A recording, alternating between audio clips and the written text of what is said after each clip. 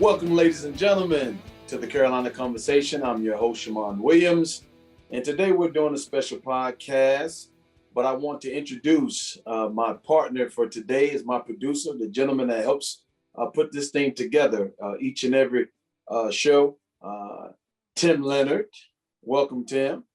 Thanks for having me, Shammond. Some crazy times for Carolina basketball right now. I think we got a lot to discuss on today's show. Yeah. We have a lot to discuss, but we also want to make sure that we talk about the legend.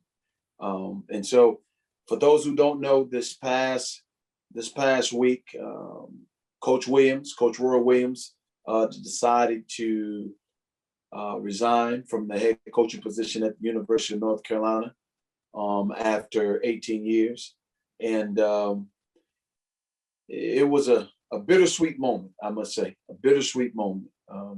A lot of people, like myself, didn't want to see him go, but a lot of people like myself also appreciated that he was able to go out on his own terms and not have any health issues and those types of things. And so, being at April 1st, many thought that it was a April Fool's joke, myself included.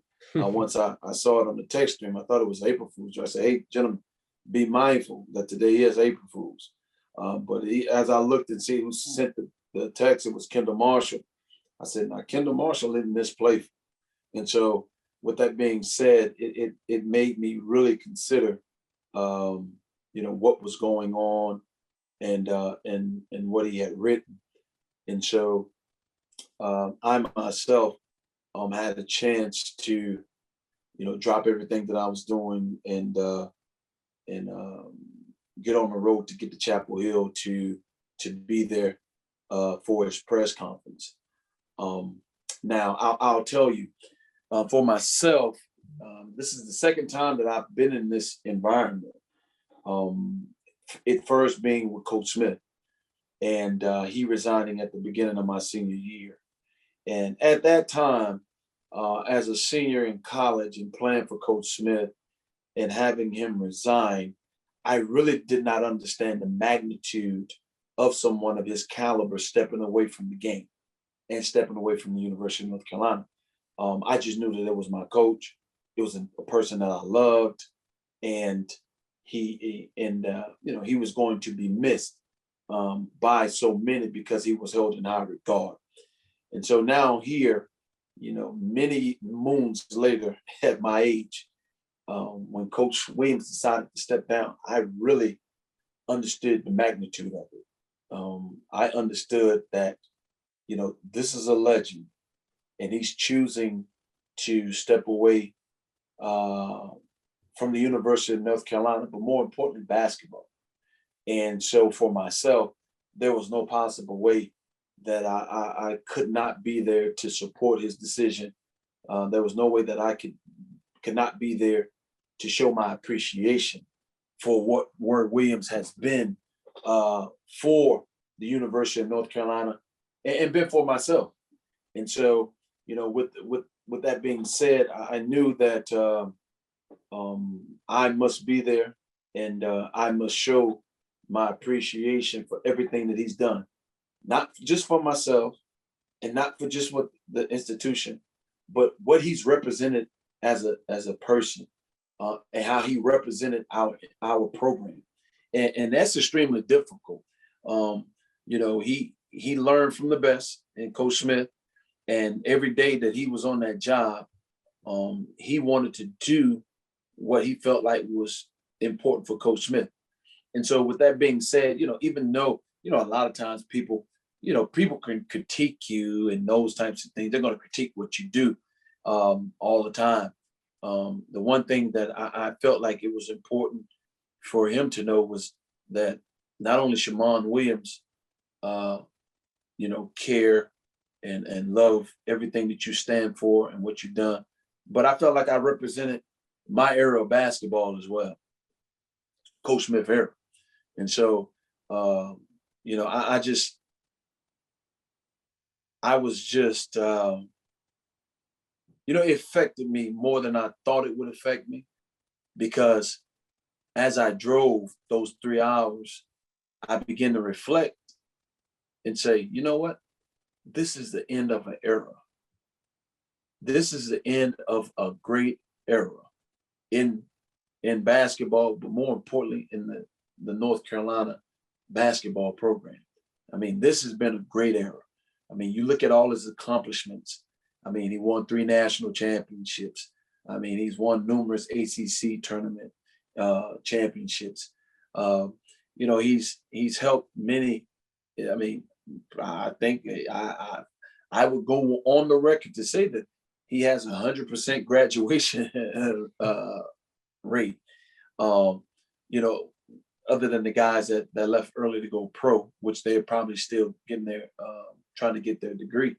But I mean, you know, Coach Williams, man, he was that guy. And the one thing that I told him was, hey man, Coach Smith would be extremely proud of everything that you've done and everything that you've represented. And I thought it was important for me to say that, being, you know, Coach Smith last captain, you know, I thought that was important. He may not take it that way, but I thought it was important for him to, you know, somebody that actually played for him, his last standing captain, to say, hey, you know what, man, I appreciate everything that you did, how you did it, even if it was different than how I would have done it. I understood, I appreciated it, and I respected it. And we lost a legend. We lost a legend, but we can't be selfish and not say, hey, you know what? If he felt like this was what was best for him, then how can you not support it? He's given us enough of his years in his life that even though it's something that was dramatic for us, you have to appreciate it and say, Coach Williams, job well done. Job well done. Exactly. It was sad. That's the only thing that really struck me. And you talked about how it hit you maybe a little bit harder and you were doing that drive and reflecting a lot.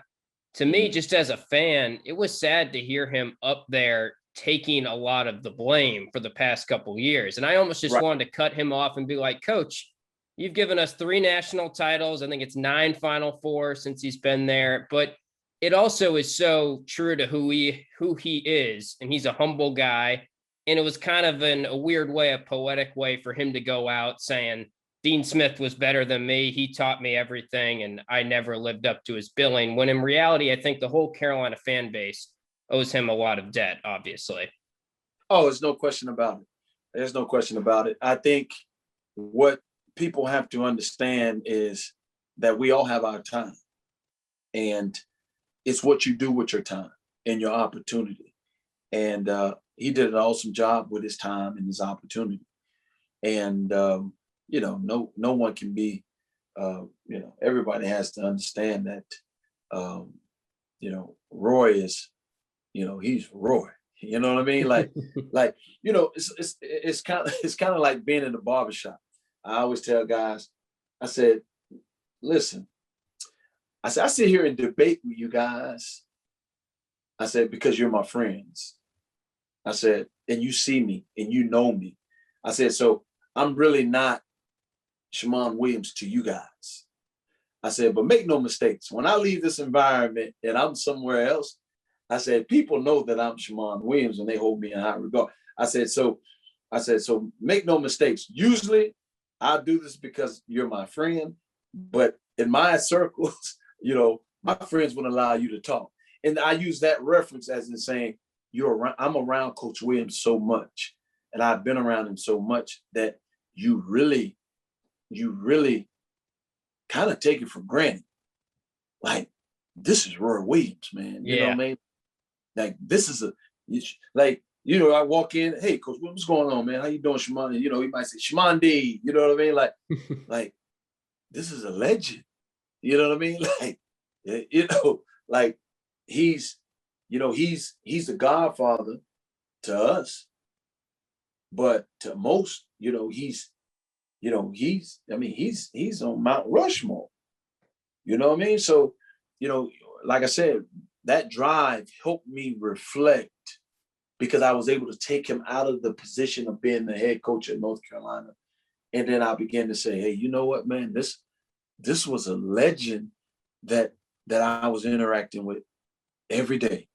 And not saying I didn't hold him in high regard, but the magnitude, you know what I mean? Like the magnitude of Roy Williams. And so, I really, the press conference was really, I thought he was eloquent in his words. I did get a little upset in the press conference when he began to talk about, the things that he felt like he didn't do. I told him in the room when he walked in, he was like, I think we did okay. And I was like, man, you did way better than okay. But when he began to downplay his accomplishments, that bothered me a little bit. I began to sweat. And I guess I wouldn't say get angry, but I began to get into a mode that I used to get into when we just playing pickup. When I play pickup with kids, and I feel like they're not doing the things that they should be doing, and I'm trying to teach them. I began to feel myself begin to sweat when he began to say, I felt like I couldn't reach him, and I couldn't push the right buttons. When he began to say those things, it made me get a little aggressive. Like, I wanted to go over there and pull those guys to the side and be like, like, listen, like, like, I wouldn't want to be referred in that regard. I don't care what's going on. You know what I mean? It would probably be the most disappointing thing that I could ever hear Coach Smith say, even though, I can't say it's all the kids' fault. I think everybody takes some responsibility for it. But, when he says, I couldn't get him to, I couldn't push their buttons and get, those types of things. When a legend, like whether I agree with it or not, but because of your stature and your magnitude and what you are, I'm gonna do it anyway.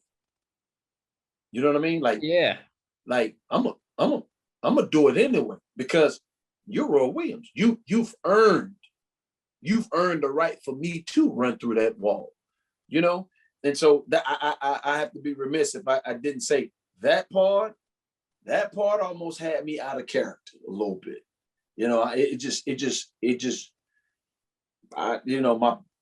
It became overwhelming in that point. And then I think Coach made it better because he was like, hey, listen,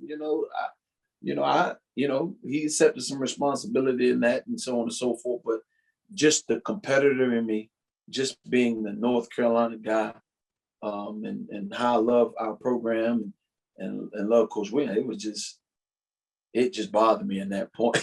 But I was able to get past it. Let's just say that I was able to get past it. It bothered me too, because you just wanted to show him all his stats and say, come on, coach, you got to 900 wins faster than everyone else. You got all these national championships. You've been a part of a lot of great things. And when he came in, it's easy to forget. I mean, it wasn't like he took right over for Dean Smith and had some great position to come into. Now, obviously, it's a good job and all that. But do you feel like there's some similarities in Dean Smith and Roy in the sense of how that, obviously on the coaching side of things, sure, but in the sense of how they went out?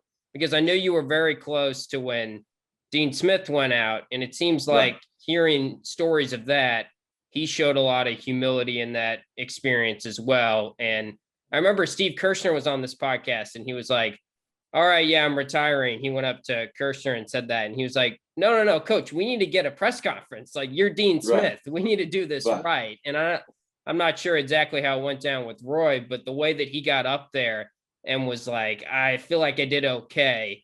It seems like they kind of have both of that in their DNA a little bit. Oh yeah, well, they're selfless individuals. Yeah.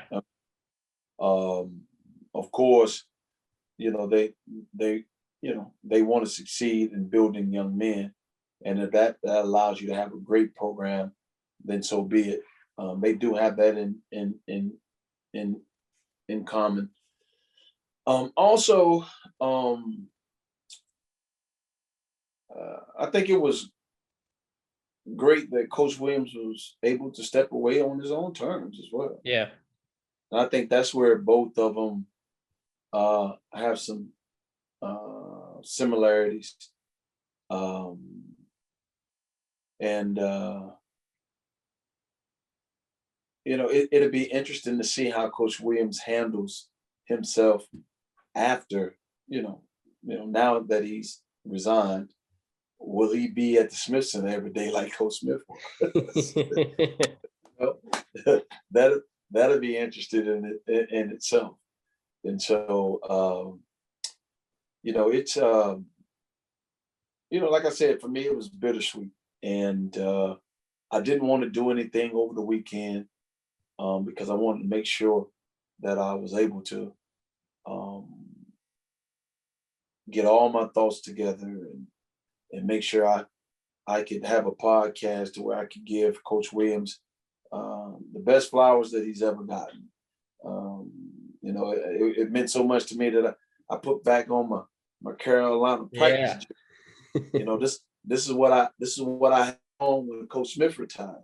And so it means a lot because that era, man, that era, and having a legend step away, when you really understand what this thing is about, and to see that era end, it begins to make you it makes you think two things. What is this next era going to be like? Yep. And what role can I play in this next era?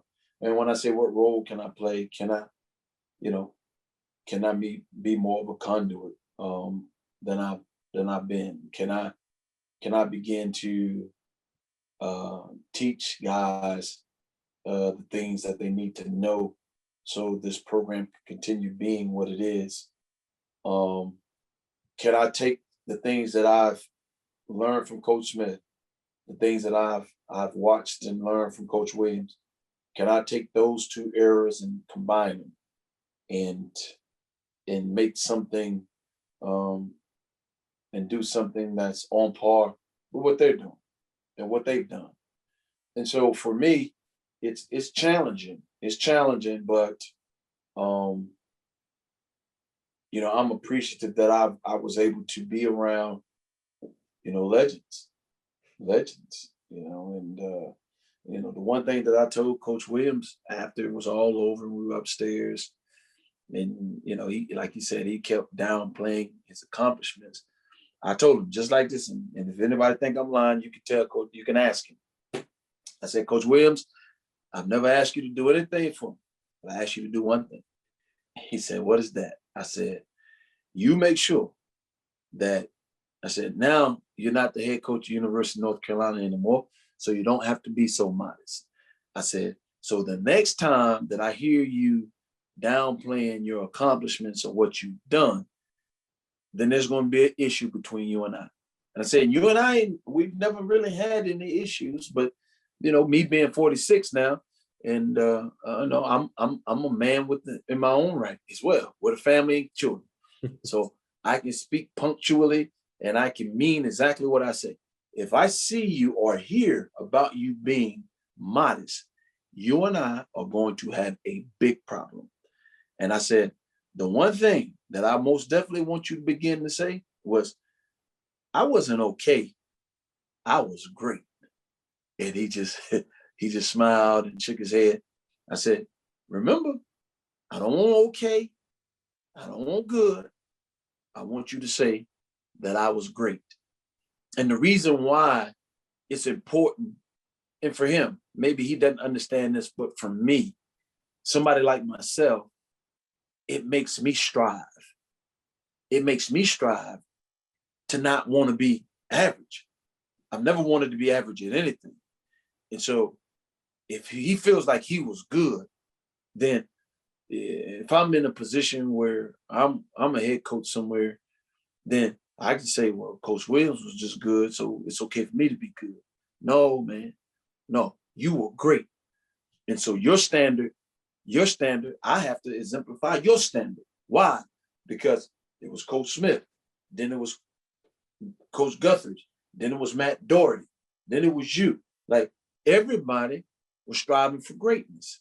And so with that being said, not only did you strive for greatness, Coach Williams, you were absolutely great in itself.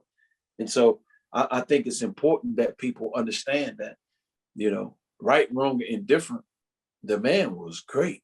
Do you think he'll ever get to the point where he feels that way truly, though? Because it just They'll seems never like say he's it. so That's just not who they are. Yeah.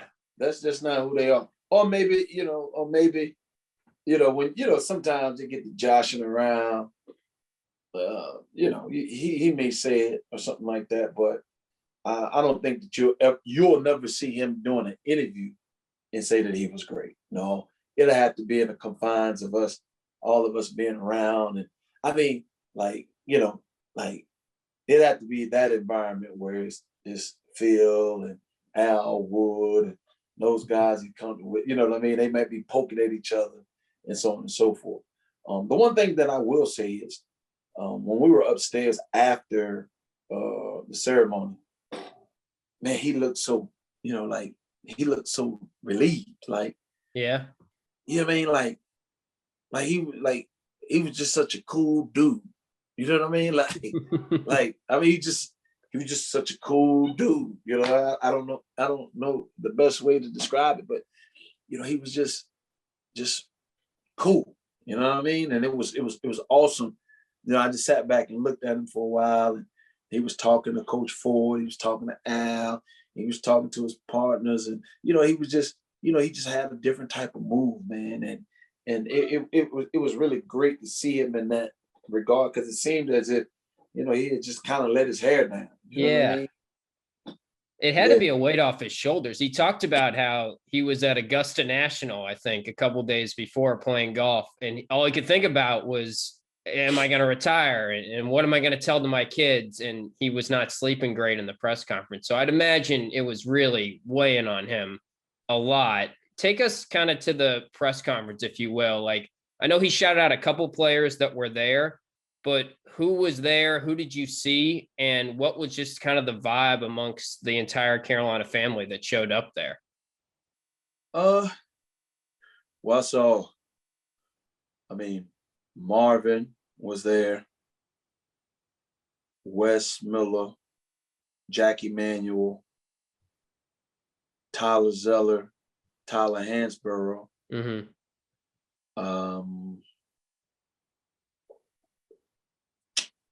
Do you think everyone was sharing the same sentiment as you, which was like, Coach, be a little bit more proud of your accomplishments? You think that was? I'm pretty sure those guys shared that sentiment.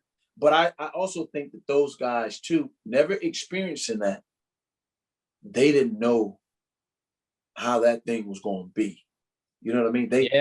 They've never experienced that. And so good point. I could only go back to how I felt when Coach Smith was resigning and stepping away. And so I think a lot of, for me is I was trying to be the guy to kind of break the ice a little bit. It was, guys were a little quiet, mm-hmm. A little subtle. It was kind of like doomsday for them, and that's how it felt for me. Doomsday when Coach Smith walked away from the game. And so what I was trying to do was just help them understand, look, this is not a bad thing. This is a good thing for him because there's no health issues and he's choosing to do it himself on his own terms. As much as you may not want him to leave, he's choosing to do this for himself. Right. And so you can't be selfish and think about the program if you really care about him. And so that's what I was trying to give off and let them know, hey, look, man, like, understand, like, understand what this moment is. Like you're standing in history right now. You know what I mean? Understand that this is history. And so, trying to get them to understand, like, this is history, even though he's Coach Williams, so you don't really look at it like this. But I want you to be able to really encompass this environment and what's actually going on, so you can one day appreciate it. You know what I mean? You can appreciate it, identify what it is, and so you can appreciate it. And I think they did a pretty good job with that. Yeah. One thing that's really stood out to me since we've started doing this podcast is the Carolina family concept. And I think I was always a fan of the program. I followed it. I heard people say Carolina family, but you kind of just take it in one ear, out the other, at least for me initially. And then since you've gotten a lot of these guests on here and talked about it, it's become very clear to me that that's a huge deal.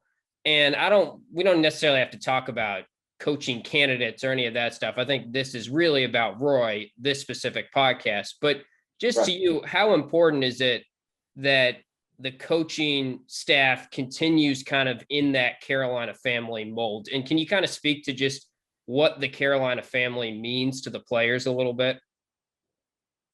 Well, the Carolina family to the former student athletes, I mean, it's everything.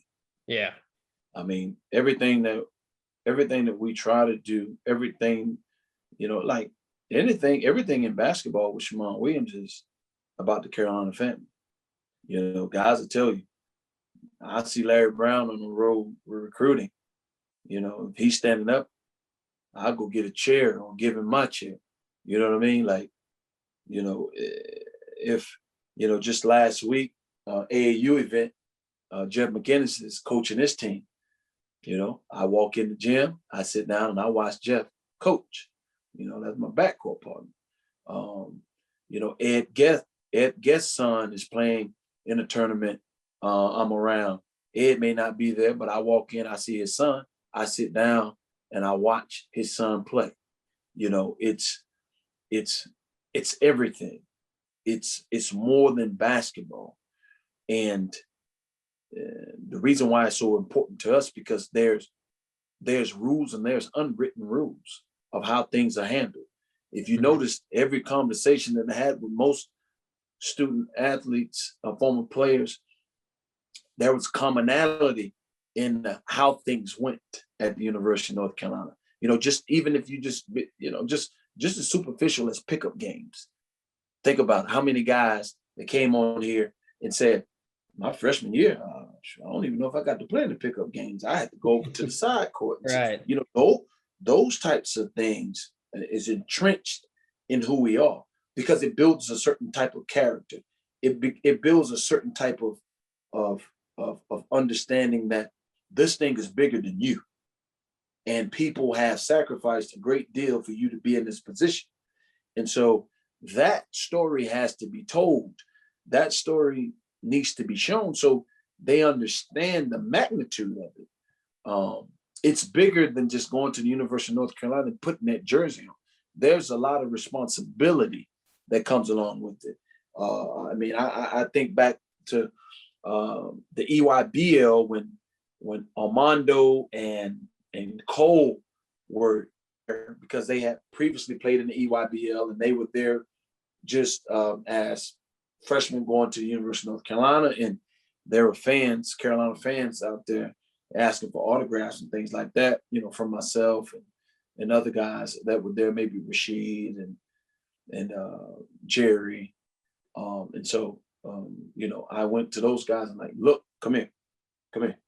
Anytime you see people with Carolina stuff, you sign the, and they signed the autographs and they did what they were supposed to do, just to help them get an understanding of, why you love the institution so much. There's a lot of people that built certain things that goes on in the institution that has helped it maintain its name and and it's prestige. And so, the Carolina family, man, there are so many things that are unwritten. There are so many things that go into it, the love associated with it, that a person that's not a North Carolina guy, he couldn't teach that, and it's not his fault. Mm-hmm. How can you hold somebody accountable for something that they don't know? That's not that person's fault. That's your fault, because you're expecting them to know or to do something that they're totally incapable of doing. And so, and that's not to say that there's not other great programs or great coaches. Of Yeah. course, a lot of great coaches, man, for sure. But it's bigger than that. It's bigger than that, and it's a standard, and it's different than any other standard that anybody else has had. That's why North Carolina has been North Carolina for all these years and have never fell off. And that's how things are done, and that's what Coach Smith built. And everybody that's been in that environment understands what it's about. Would you like to see the next head coach come from within the Carolina family? If they were asking Shammond Williams his opinion, of course I would. I mean, that's asking me, like, is your name Shammond Williams? Yes, of course it is. But like I said before, that's not saying anything negative about coaches that coach at other programs as well. I'm not speaking about them. I'm more or less speaking about the Carolina program in itself. But make no mistakes, I'm an advocate for Bubba Cunningham. I mean, I've said this before. Um, I like Bubba. I like the things that he's trying to do at the institution. I like that he's a straight shooter. From what I know of him, and I trust Bubba. I trust him. I do. Whether he hires somebody that Shammond Williams would like for him to hire, I mean, it would be great if I got a telephone call. He said, "Shammond, would you be interested in being the head coach of the University?"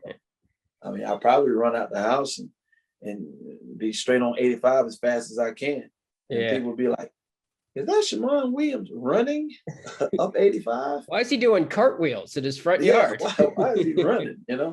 So, but I do trust that um, he has the best interest of the institution, be it if it's somebody that I want him to hire or not. And that's where you have to understand where you are as a person, and understand, hey, you know what? Just because somebody critiques me doesn't mean that they don't like me. You know what I mean? Like, them liking me is totally different than the job that I'm doing. You know what I mean? Like, and so I think I'm there in my life where I can decipher the difference between the two, to say, hey, if he chooses to do something different than what I would, what I would like, I'm not going to say I don't like Bubba Cunningham because of that. That's not a true friend. That's not, that's not a true friend. Yeah, that's subjective. That's somebody that only likes you because you do what they want you to do. So I would be no good to him anyway. I don't want a friend like that anyway. So um, it will be interesting to see what decision is made. As I have not gotten the calls, so for those who I have not gotten the call, All right. but it would be interesting to see what's done, because more importantly, it's going to be the beginning of a new era. Yeah. It's going to be strange times, man. I think back to what Matt Doherty said when he was on the podcast, and he was transitioning to kind of his new role. And that was a great one. I'd encourage people to go back and check that out. But I remember he said that Michael Jordan called him and was kind of saying, like, come on, Matt, be the head coach. I'm paraphrasing. And he said something like, I couldn't do that to Shammond Williams. Like I had to keep the job in the family. And I do, as just a Carolina fan, I want it to stay in the family because I feel like that is us kind of given the respect to Dean Smith, the respect to Roy Williams, and where it started and keeping the legacy going. And that's what makes UNC special to me and what makes it different from other college basketball teams. You know, there's a lot of great college basketball programs. Like you said, there's a lot of great college coaches out there. And I do feel like we've got some pretty strong candidates that are in the family. And I don't like reading when people say, you know, maybe Carolina should look outside the family because they don't have a lot of candidates in the family that are ready. I'd argue that if you coach under Roy Williams and if you coach under Dean Smith, then that's about as good of training as you could get. So although it's going to be strange, I'm optimistic for the future overall. Yeah, I am as well. I am as well. Um, I just know that Jamon Williams is going to continue doing what he can do to make his impact on the program and be the best representative of the University of North Carolina I can possibly be. Be it if I'm in Chapel Hill or if I'm not. I mean, it's been my life. That's all I know, and that's all I really want to know. And so even when I'm outside that environment, my representation as a person and what I stand for is all predicated on making sure that the Carolina family is I don't let them down in any way. I'm not perfect, but I make sure that I'm conscientious about those things. Those things are important to me.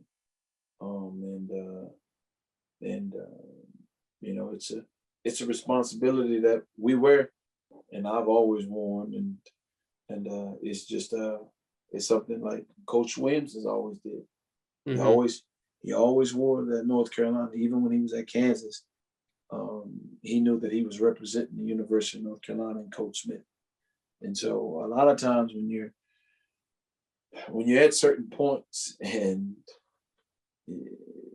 there's decisions to be made about doing certain things or how you should do certain things. Um, it's important that you understand where you come from, as they say, from whence you came. And my faith is really strong. Um, and I think when people always say, "Well, Shammond is headstrong and he's dogmatic." Well, sometimes that can hinder you, but I feel like it's helped me because it's made me most definitely be adamant about my thought process, how I do things, and why I do them. And it's because a young man from the state of South Carolina that had no scholarship offers to go to college, and a legend took a chance on me, and it's changed my family's background, it's changed my community's background, and I didn't really understand the magnitude of that legend offered me a scholarship on the spot. But here it is, decades later. Um, I'm very appreciative that he did. And the best thing that I can do to show my appreciation for him and that decision that he made on what he thought about me is to make sure when it comes to the basketball and the person that represents that Carolina, I live up to what he would want me to be and how he would want me to be. That's a responsibility that I don't take lightly, and I try to emulate that daily. Yeah, it's cool that now there'll be a whole group of players that played under Roy Williams that will have kind of the same mindset. That's Yeah, what's so cool about this whole experience now. And then whoever's the next coach, hopefully they're successful and they're there for a while. And the same thing holds true for that. But I mean, I do want to say, just as like a closing thought, it's just props to Roy Williams because I was watching that video of Marcus Page on senior day that was going around where he was saying stuff like, Roy, you made me into a better man. And that's, at his core, that's who he was. It seems like he got through to his players off the court as much as he did on the court. And that's what, what it's like being a coach, that's the end goal. That's the desire there. So I think it says a lot that all those players turned out, guys like you turned out, and everyone I think was thinking the same thing when we were watching that press conference. Like, no, Roy, like, don't be so hard on yourself. But he had an Right. unbelievable career, and now it's an exciting new era here for Carolina basketball. Oh yeah. Oh yeah. And it was great. It was a great era. And we want to most definitely celebrate Roy Williams on this podcast and make sure that he understands that we love him, we appreciate everything that he's done, and he's going to be missed for sure. He's going to be missed. But with that being said, thank you all for tuning in with Tim and I on the Carolina Conversation with our salute to the legend, Roy Williams.